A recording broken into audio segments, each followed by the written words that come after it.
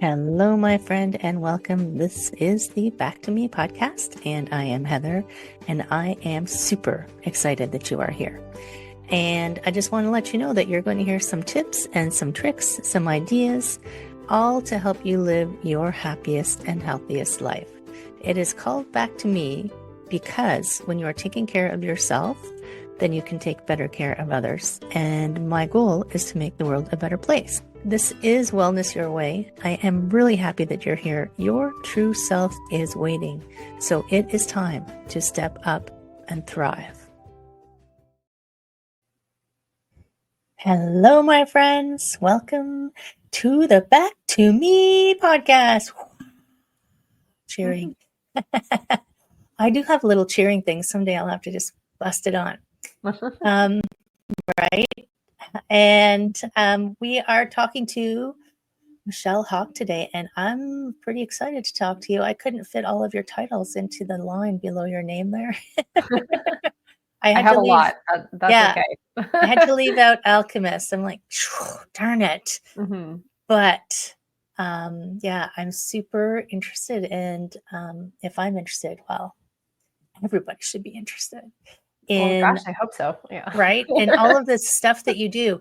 And it's funny because I usually start with people saying, how did you get into this? But you started so early in life. Like, yeah, I'm going to still ask it. How did you know that this was your path so early? I didn't know at the age of 15 what I was going to do. Oh, thank you. Yeah, it's and it's funny that Alchemist is the one that got left off because I know that's mainly what we're talking about today, but that's okay. Yeah. I didn't know at a young age. I was just following what I was interested in. So I began my journey as a magical kiddo, as I do believe all kiddos are.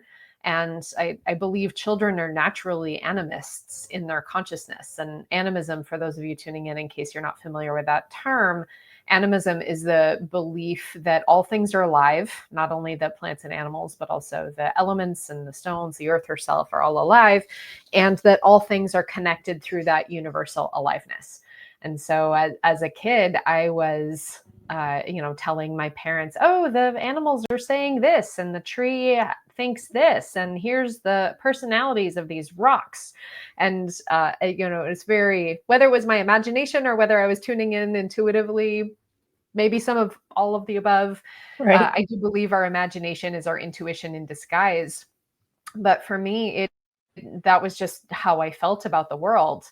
And I really love to read traditional mythology from various cultures all over the world, which is very animistic in the stories that are told. So when I stumbled across a shamanic workshop, I was 15 years old. I was in high school. And I was like, oh, that sounds really cool. I'm going to go to this shamanic journey workshop. And I went, I was the only kid there. Everybody else was a proper grown up. And here I was in high school. And I felt like I was home. The sense of relief and familiarity that I felt in this workshop was just this kind of like, oh, I can take a deep breath. Oh, this makes sense to me. Oh, here's the vocabulary for everything that I already think about the world. And here's this is a thing. This isn't just me. This is a whole thing that other people also follow and buy into. And so it was a very, that again, relief was a very strong feeling to be, a kid and in high school. High school is hard enough, but to be like a magical type, intuitive type person in high school, is a little bit extra challenging. So I continued my shamanic studies throughout high school, and this was in 2003. Back then in the early 2000s, it was a little harder to find. Now you can just Google shaman near me and there's boatloads of people and workshops. But at the time I was kind of following through referrals and exploring more organically. And then in university, I was in the science department, earning my degree in biology, but also studying shamanism and energy medicine, which was a very interesting combo, right? It makes sense to me because I'm very much, I love science and I love spirituality. And for me, they go together. They're people asking questions about what is life? Who are we? Why are we here? And they're two different types of investigation. So for me, it makes sense. I definitely got some flack from all my pre-med classmates who were literally laughing in my face at times about my spiritual inclinations. But, I'm feeling a little vindicated now in light of some of the scientific discoveries coming to light about Right. how consciousness impacts our health. What? Weird. Okay. And so I continued my studies, and I met my shaman mentor in 2009, and she's the person that I've been working with very consistently since then. And the lineage that I'm initiated into comes from what is now Hungary, from the shaman clan Baksha. So I have also studied and practiced with other European teachers in Celtic shamanism, and then also North and South American indigenous teachers as well. So I'm a multi-lineage practitioner, but my primary shamanic lineage comes from Hungary. And I have, it's funny, you mentioned all my titles. My list of certifications is super long, like, Right. very long time. I've been at this for a long time, but the core of what I do is I support people in their transformation and in coming into alignment with their unique gifts, their unique soul path, and living very authentically as the path of what they're here to do and who they're here to be. And I do that primarily through shamanism and alchemy, especially. Right. And it's so interesting that so many people struggle so much with that. What's my purpose? What's my passion? Oh my God, so much stress. Mm-hmm. I'm like, it's not supposed to be hard. You imagine if like, we might give it a different name. Imagine if all little kids were given this access to this kind of way of thinking and making it normal. Mm-hmm. What a different place we would end up in. Yeah. I like that. I'm really grateful. My family of origin is very supportive. My parents never shut me down for saying, "Oh, here's what the animals are thinking," or they would say, "Oh, what else is the dog saying?" Not, "Oh, Michelle, you're making things up." So that Right. was very, very incredibly, instrumental in me feeling okay to pursue this as a young person. And I know for a lot of people that hasn't been the case, and I see in a lot of the people who come to me, whether they're already on the path or they're a little newer on the path or they're established practitioners, I have people come to me usually having already been through or in the process of going through this really intense awakening experience where they're divesting themselves from this conditioning, from expectations, from the, that choices that they've made consistently over their life to belong, sometimes at the expense of their own authenticity and at the expense of setting aside their unique gifts and their sacred purpose. And then there comes this point where it's so uncomfortable and it's so deeply painful to keep denying that. And spirit keeps speaking louder and louder and louder until we can't possibly ignore it anymore. And then people find me. Right. I know. Yeah. And I like the way you like multi-lineage. So I've been teaching yoga for 20 years and I say the same thing. I'm like, my main practice is from this lineage, but there's so many of them. And I find all of these practices have so like spiritual, metaphysical yogas, all of them have so much to offer and perspectives that I remember when I first started practicing, I was like, this is the only way. And then I went, wait, no, it's not. There's so many ways, many ways as there are people really to connect into whatever that is that you're looking for. And for the people who don't know, what is an alchemist? Well, alchemy, as I mentioned, is in addition to shamanism, the main way that I support people. So I began my studies and practice in alchemy in about 2015 or 2016. And it was kind of a similar experience where when I came across the tradition and practice of alchemy, I was like, oh, this is what I'm already doing intuitively and in these other contexts. Right. And so I work with alchemy through, again, as a multi-lineage practitioner, through both the Western Hermetic lens, and there are many traditions that draw upon these traditions, and then also the Eastern Taoist lens of alchemical practice and philosophy as well. And so we look at alchemy as in pop culture, we think of alchemy known as the process of turning lead into gold.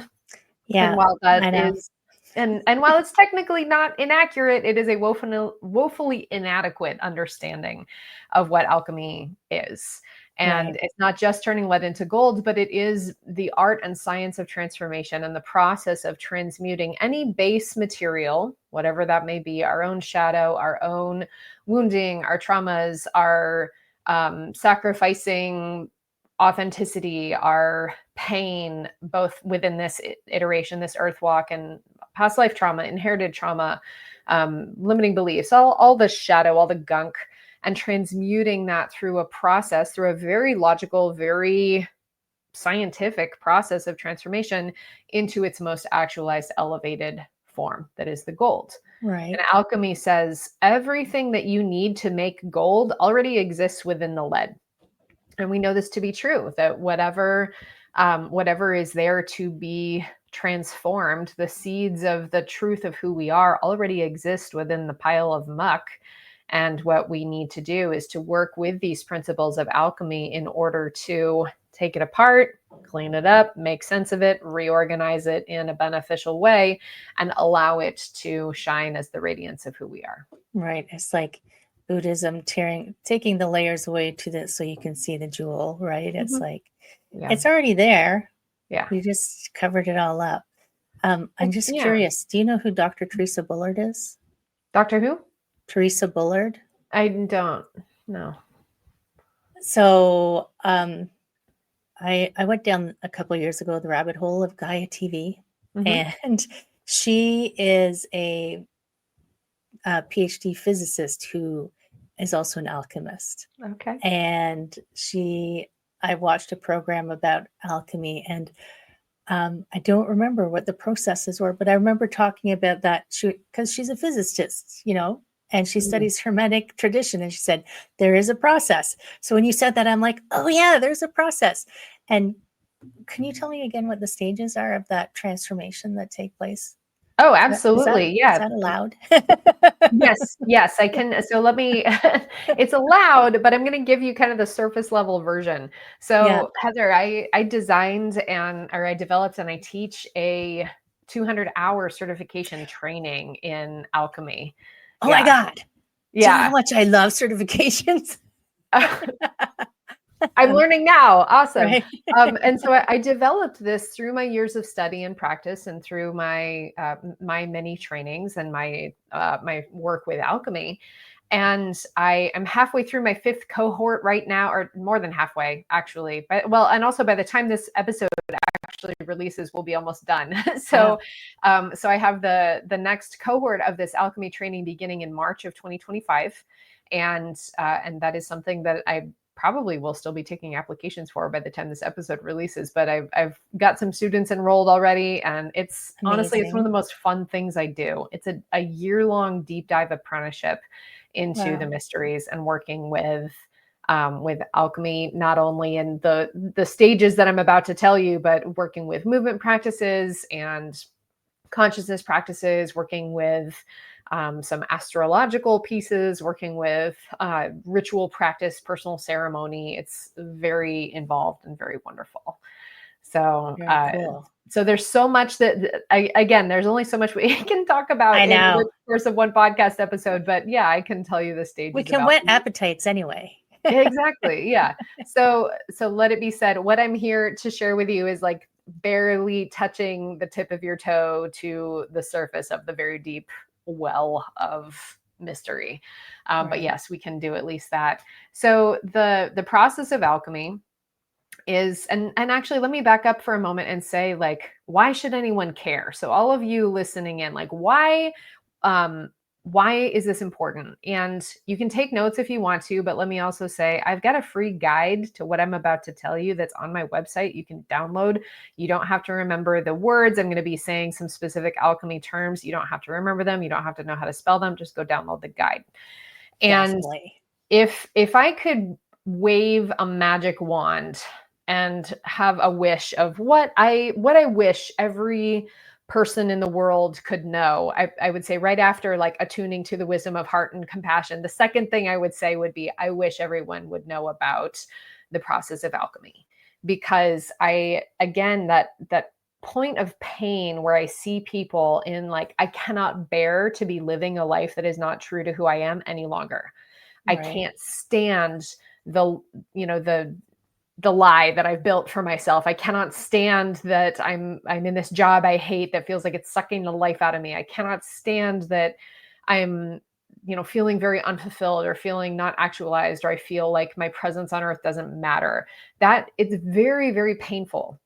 And yet a lot of people struggle to even begin the process of initiating transformation in their lives because they don't know how, they don't know where to start. Right. And they're afraid. They're afraid of what other people are going to think. They're afraid of losing something that's familiar and safe. They're afraid because they don't know what's on the other side. They're afraid because they have no idea what the process is going to mean or going to ask of them, or who they'll become by the end of it. And so then they continue in this painful existence of not being true to who they are and not living the core essence of their unique gifts and of their soul path and their purpose, and really loving their life. And alchemy I see as the roadmap to demystifying the process of transformation, making it accessible, making it less scary, making it a little more approachable, and saying, look, here's the blueprint of how transformation works, babe. Like it's okay. There are millions and millions of people over the last, thousands of years who have devoted themselves to these mysteries and really benefited so deeply from the mysteries of transformation. And here it is available to you. Do you want it? I've got you. Let's do this together. Like that. I so wish for everybody who is out there right now feeling like they want to crawl out of their skin because they're so uncomfortable in their lives. I want you to have this. If it helps you feel a little braver, a little more courageous, a little more like, okay, I can take that first step to making change, to transformation, this is your roadmap. Okay, so that's the why you should even care about the stages of alchemy. This is not some esoteric thing that's not, that doesn't apply to anybody. It does. This is universally applicable. The mysteries that I'm about to share with you is like, you can apply this to anything, any person, any situation. And, and we're in the US right now, we're in some like really uncomfortable upheaval. Yes, you are. Storm experience. It's like alchemy applies. Alchemy is the answer. So, okay. Thank you for letting me preface that. Yeah, all right. Go for it. Yeah. Okay, great. So again, go download that from my website, michellehawk.com. And then I think all the links will be in the show notes too. There's totally. Yeah. Awesome. I might even throw some words in there for them. Oh, great. Okay, cool. Yeah. So the link it's specific. It'll just take you right to the guide. So that'll be in there as well. Beautiful. And yeah, go download that. You don't have to remember or take notes about everything I'm about to say. So let it wash over you. All right. So the process of, okay, great. Awesome. So the process of alchemy is divided into 3 phases, and it begins with death. So the death phase, and then we've got the purification phase and rebirth. So that tells you the overall arc. And let me remind you people, alchemy is cyclical. Just because you go through it once doesn't mean you're never going to go through it again. And you can also be in multiple stages at once. So if as I'm going through this, you're saying, that sounds really familiar. I feel like I'm in this stage in this area of my life, but I'm in this other stage in this other area of my life. That's totally a thing. Okay. So this is another reason that having this blueprint, having this map of how transformation works can help you orient to where do I need to be allocating my energy and attention differently in these different areas of my life in order to support my most effective transformation. Okay. So we move through death, purification, and rebirth. Now, those 3 phases are further subdivided into 7 stages. And the first stage of alchemy is called calcination. This is in the death phase, and the calcination is the death and loss of physical structures. This might look like losing your job or quitting your job, losing a loved one, ending a relationship, moving to a new place. Cleaning out your closet is also a calcination activity because you're getting rid of stuff. And let's also remember, we can either proactively choose to enter into that death stage, or we can have change choose us. And one of the things I like to tell, There we go, camera. One of the things I like to tell my students is choose change before change chooses you. So if you are sitting around waiting, you're like, oh gosh, I know I'm in this job I hate and I really don't want to leave. Like, go ahead and start making that shift before spirit comes to slap you in the face I highly recommend your that. job. Right. Yep. Right. From personal experience. Yeah. Yes. Right. We get to be proactive. So again, this process of releasing physical structures is the first part of alchemy. And the second stage of alchemy is called dissolution. Now, this is the loss and death of energetic and emotional structures. There's a lot of grief work happens here, a lot of unwinding beliefs, unwinding conditioning, inherited blueprints, expectations from ourselves or from other people. A lot of the etheric structures of our identity, who we used to be, and letting that go fully. Who were you at that job you kind of hated? Maybe there were some parts of you that you really liked, or maybe you're like, wow, I was at this job that I really hated, and then I took that stress home to my partner, and I don't want to be that person. So I'm going to unwind that part of my identity that's so deeply invested in my job, so that I can actually have more freedom to be a better partner, for example. So making sense so far? Totally. And I feel like Great. those first two are pretty big stages. Yes, very big, and generally kind of uncomfortable. And this is why I think this is part of the reason why people are really trepidatious about entering into the process of alchemy in the first place, or entering into transformation, because they're afraid of loss. Now, when I ask people, so I'm going to zoom out just for a moment. We're going to take a little side note. When I ask people, how do you think transformation works? Most people start with, oh, I'm going to imagine where I want to go, or do some visualizations, or make a vision board. There is a place for that, but it's not where we start. So think about where I just said we start with death. Yeah. We start with letting go. So the part where we start to bring in new energy, or to imagine where we're going from here, is actually stage 3. So we're going to arrive there right now. So we're shifting into the purification phase, and stage 3 of alchemy is called separation. This is where we do some sorting. This is where we go into analysis, and we say, okay, I just quit my job that I hate, and I'm moving into a new house, and pulling apart these different pieces. What did I actually really like about the house that I was in, even though it wasn't the right fit? Okay, well, I really loved that reading nook. I want to make sure wherever I'm living has a reading nook.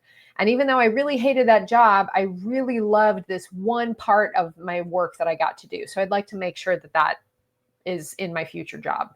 And okay, so now here's what I want to bring in. So it's a very like sorting and analysis. This is where you get to make your pros and cons lists and your vision boards, and evaluate, and kind of have that higher perspective where you're looking down and this is where the thinking out. brain gets to play. Exactly. And again, most people want to start here.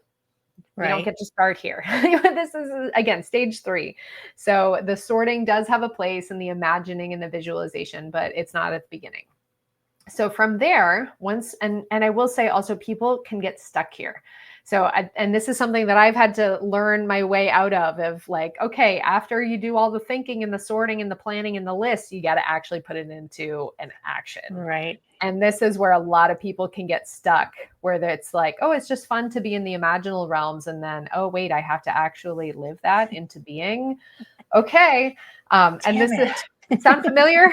Anybody? Yeah. Yeah. Everyone out there is raising their hands like, yeah, that's me. Okay. Yeah. All the planners out there. Okay. So now we get to put it into a body. And this is stage 4 of alchemy. It's called conjunction. And this is the putting those pieces back together. It's the reformation, the reconstitution. So you pulled all the stuff apart, and you said, and let's take this through. I'm going to give us a real life example. So in stage 1, in calcination, you quit your job, or you lost your job. And then in stage 2, you were grieving, like, oh, I'm really like, what does that mean about me? I'm going to let go of that identity. Stage 3, you started being strategic, and you're saying, okay, well, here's the couple pieces that I really loved, even though the job overall wasn't right for me. What can I bring in moving forward? Stage 4, you're starting to take action steps. You're redoing your resume. You're applying to jobs. You're doing interviews. So you're starting to go out in the world and put it back into a body. So you're creating a new form for this. Is that making sense? Yeah, totally. Yeah. Awesome. And you might even start a temp job, or say like you begin a job on a trial basis. All right. And now we enter into the rebirth phase. And stage 5 of alchemy is called, yay, hooray. This is one thing, again, that I wish I could remind people of, is like the beginning stages of alchemy. And Heather, like you said, the beginning, it's uncomfortable. It is definitely not for the faint of heart to be working with some of these energies. And my apprentices, I tell my students who come into this year-long course, is like, the beginning is going to be kind of challenging. And I've had a couple of students who are like, oh yeah, I'm really good at cleansing. And like for them, it's kind of no big deal, because they've already done a lot of work with clearing and purging, and they're very comfortable working with death and loss. But by and large, people are a little uncomfortable. And so then I think anything worth it is, if you want something better, you got to go through the messy bits, right? Well, and then once you do it once, it gets easier in the future. Like once we have been through this process, and this is something I do have my students look back and say, is like, wow, okay, having gone through alchemy, I'm so much more courageous about ending other things in my life that I know aren't working, because I'm not afraid of that process anymore. And because I can trust the stages of alchemy to know what's on the other side. Right. And I think that's very liberating. It's really, really important. Yeah. So we again are in stage 5 of alchemy. We're entering into the rebirth phase. Da, da, da, da, trumpets. And stage 5 is called fermentation. Now this, for anybody who works in fermentation or makes kombucha or brews beer, we know there's this phase where like it looks like nothing's happening for a minute, and that's kind of what happens here. But it's also the reanimation. It's the spiritization. So there's this phase of you need to not poke it. You don't shake it. Like if you're making kombucha, you don't shake the jar. You got to let it just sit there and do its thing. And then eventually you start to see these bubbles forming. And this is what in alchemy, it was a sign for the ancient alchemists of the bubbles forming, was like, oh, here's the new life coming in. Here's the spirit coming in. So this is that moment. And everybody, as I describe this, I guarantee everybody's going to be like, oh yeah, I know what that feels like. So imagine in a relationship, say like, okay, so you broke up with your partner, you grieved the relationship, you started imagining what you want in the new life partner, you start going on dates, right? That was stage 4. You're going on dates and you start dating somebody. And there's that moment where you go from just dating somebody to you're in a relationship. There's that new force that comes in. And it's love. It's your connection. It's the force of your relationship that is its own entity. So it's receiving this animating aliveness. And same with a job. Like you might be like, oh, I'm just started working at a job. And then there's that day where you walk in, you're like greeting everybody by name. And you're like, I know what I'm doing. That's that new life that is present. I'm here. Hooray. I'm here. I've arrived. It's like you land, right? You finally land. It's almost like you finally land in that space, and you don't feel like you're separate from it or something. Yeah. Well, it comes to life. Right. And that's the spiritization, is like, okay, this form, this body, this new identity of you is plugged into spirit, or like spirit comes to give it new life. Right. Okay. And then stage 6 of alchemy is called distillation. And this is to look at, and chemical distillation is like the repeated evaporation and condensation of a substance to come to a very, very concentrated, very pure essence of a substance. So like if you're making alcohol, for example, you end up, the more you distill it, the stronger proof it becomes. And so in distillation, energetically, what we're doing is we're repeatedly cycling through our energy to come into what is the core essence of who we are. What is the concentrated, radiant frequency of this version of who I am, of my aliveness? And this is like, again, in those practical examples we were looking at, you're in a relationship and you go through some trials as a couple, and you meet the family and you meet the friends and you get in a big fight, and then you're like, oh, now we're like really honed into our identity as a couple. This is the essence of who I am in relationship and who we are. Or you go through your first big presentation at your job and you like have to fire your first employee, and then it's like, okay, no, here's my essence, right? And then the end stage of alchemy, which, as we know, it's not actually the end because it's a continuous cycle, but we can say like, okay, the quote end is called coagulation. And this is the completion, celebration, the radiance. And again, to go back to our kind of pop culture understanding of alchemy, the end product being gold, and also the philosopher's stone. So the philosopher's stone is said to be able to turn any metal into gold and to be able to create the elixir of life. And I look at that as, okay, as the most actualized radiant version of ourselves, we can turn any metal into gold, meaning in our own radiance, we can inspire others to also step into their radiance and healing. By being a beneficial presence in the world, by living as the most radiant, loving, compassionate, actualized versions of ourselves, we can inspire and emanate that in the world around us. And that's where we are turning others into gold, into their own gold. And then the creating the elixir of life is, in creating immortality, it's like when we are tuned in with this cycle, that is the nature of immortality, to be able to consistently go through this death and rebirth process for ourselves, and to trust and surrender and essentially become the phoenix in our own lives. Right. It's like you keep your own spiral improving and improving and improving. Yeah. And that just makes you stronger at that, being that touchstone for people. Funny you said philosopher's stone, and I thought Harry Potter for a minute there, but people often do. Yeah, that is an example of alchemy in pop culture, right? Yes, the philosopher's stone. But looking at, I also want to say something that I have found people kind of get a little bit stuck on. This does not mean that you're going to live a life paved with roses and buttercups and everything's going to be easy for you. Unicorn farts. Right. No, exactly. But what it does mean is that when things get challenging and when you need to make difficult choices, you're going to have this toolkit that is going to make it easier for you. You're going to have, okay, here's a map so I don't feel so lost. Here's a very organized, very logical system of transformation that I can trust for when life hits the fan, because it always does, right? Like people we love get in accidents, people go through health crises, the economy falls apart. Like there's all sorts of things in the world that might create discomfort, or that we need to respond and be active with, we need to work with.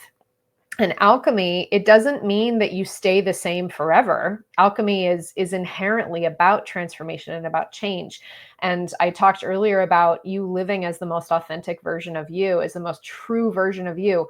That version of you is going to change throughout your life. Who was true for you, who was true for me as a 15-year-old, now I'm in my late 30s, like that version of me has changed, but I'm still living as that core authentic version of me. And then 30 years from now, again, that'll be a different version, but I have the tools in my toolkit to stay flexible, to stay adaptable, and to let go of the old versions of me when they're ready to die, so that I can phoenix myself as this new iteration of my true essence that is wanting to express in my life.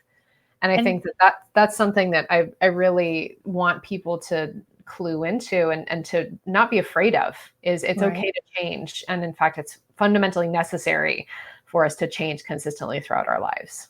And I find it so fascinating that people resist change because they want things to stay exactly as they are. But whether you follow a process or not, if you looked at yourself 10 years ago, you're not the same person. And whether you had tools to help you navigate the stuff that happened over 10 years or not, you shifted and changed and adapted and did what you had to do to keep going 10 years later. But I feel like sometimes it's like that resistance to change is like an ostrich with its head in the sand, completely denying that nothing ever stays the same, and being able to figure out how to do it with grace and ease will just make your life so much better, right? Mhm. Stop Yeah, fighting with it. Just figure out how to surf it. You know right. what I mean? Oh my goodness. And Yes. how to align with it, really. Right. That whole denial piece that you just talked about is, I invite people whenever people are a little nervous or unsure around, okay, how do I work with this? I tell people, just look outside. Right now we're recording this actually right at the winter solstice, so I know it's going to come out a little bit later, but winter solstice, we're in the middle of winter. It is kind of dark. It's like, the trees are all bare. But we know we have a whole life's worth of personal experience knowing that after the winter solstice, the day is going to start getting longer, the trees are going to burst into bloom, and spring will come again. And the same is true in your life, that you have this evidence that life is cyclical. You have this evidence that change is not only like happens whether we like it or not, but it's also can be a very powerful and very beautiful and very like juicy thing to engage with. So demystifying transformation and giving yourself permission to flex and to flow, so that that true version of you who is aligned with their soul purpose, that is expressing their unique gifts and their passion and their creativity and their fun and their love and their like spiritual power and their magnificence, gets to live through you, gets to have a seat at the table, and gets to express themselves fully. Right. Mhm. Yeah, it is getting dark here. I just looked at my clock, and I think we're 12 and a half hours away from the official solstice, which is fascinating that you are the person I'm talking to right at the solstice. I think that is Perfect. perfect, right? Oh my Mhm. goodness, so good. And you mentioned it, but michellehawk.com is where they can find you, right? Mhm. Yep, michellehawk.com. You can, as I mentioned, I've got this intensive alchemy certification training. It is a 200-hour training. Don't let that scare you, but it's all good stuff. I know there's some people who are like totally all about it, who are like, yes, I want a 500-hour training. There is continuing education after that, but let's just start there. And Yeah. then if you're hearing this and you're like, I don't know if alchemy is right for me, you can certainly reach out to me as well. And I do offer healing work, mentorship, training in shamanic practice, energy healing practice, mediumship, mastery, and sacred ecology. So I've got a lot of tools in my tool You've got belt. a And lot going on over there, my I friend. I do. It's I love part of it. I thank love all you. of them. I Thank think it's all you. amazing. It's, I can't do just one thing. Maybe it's because I'm a Gemini, but I'm like, I need to like learn all the stuff and then have all the Right. tools in my toolkit. But I love it, and I'm a perpetual student and steward of the mysteries. And for those of you who are wanting some help in your corner, who are perhaps feeling stuck in transformation, or you are currently going through a spiritual awakening, or you've been through an awakening and you've taken all the classes and you're looking around saying, now what? How does this fit with my authentic gifts and my soul purpose and my unique path? Then come talk to me, because that's really what I specialize in. Beautiful. Thank you. That's so good. Friends, you got a lot to chew on for this episode. So don't panic. It's okay. Mhm. Go Yeah, back and listen to it as many times as you want, go download the guide. So I know I right? threw out, yeah, it's like a lot of steps to think about and a lot of specific alchemy terms, but that's okay. I wrote it all down for you. So just go Yeah. download the guide. You can do Just go some download. journaling. There's like, also I go into more detail in the guide. So I tell you where people usually get stuck, and then I give you practices to Oh, do nice. for each stage. Beautiful. That's even better. Yeah, Worth it's practical. Definitely worth it. Definitely. Yeah. And before we head off to our energetic worlds, the guest gets the final word of wisdom. Do you have a final thought to share with friends out here in podcast land? Yeah, I did say this once already, but I'm going to say it again because I think it's really important. Choose change before change chooses you. Definitely a mic drop right there. Yeah, Ping. Okay, great. you heard it. You heard it, friends. And you know from my story that sometimes if you're not paying attention, change is going to choose you and kick you in the ass. Mhm. So I think we've all been there. yeah, exactly. Thank you so much, Michelle. Oh my goodness. So much. I feel like we could probably just go like hours and 200 hours, but that's a long podcast. Probably. Yeah, probably. That's more than one episode. Heather, thank you so much. I've really enjoyed our conversation today, and I hope this is beneficial to all of you listening out there. Again, if you've got questions or this resonates with you, reach out to me. But Heather, thank you so much. Thank you for the container that you hold and for hosting this conversation and inviting me to speak with you today. Thank you. Definitely. Podcast friends, send this out to someone who you think is a little on the weird side because they're going to love it. Take care, and I will see you next time. Hello, my friend. I hope you enjoyed that episode. And if you found it useful and you're like me and you want to help others, please share this, comment, like, subscribe, all of those things that will help this podcast to be found by more people. And if you found it useful, there's a chance that someone else will find it useful as well. If you ever have any questions, I am here to answer your questions. I would love to help you. My direct email address is info@heatherstewart.coach. You can also find me at heatherstewart.coach. And if you go over to my website, you will find copies of the podcast. You'll find the link to my Instagram and my Facebook. And I do have a personal request because I do want to help as many people as I can with these podcasts. So if you could give me a review, and my friend, I would love if you gave me a good one. If you could share this, if you could send it out into the world, I would truly appreciate it. I hope that you have an amazing day. I hope that you are finding your way back to wellness by getting back to me. Take care, my friend. Be well, and we will see you again next time.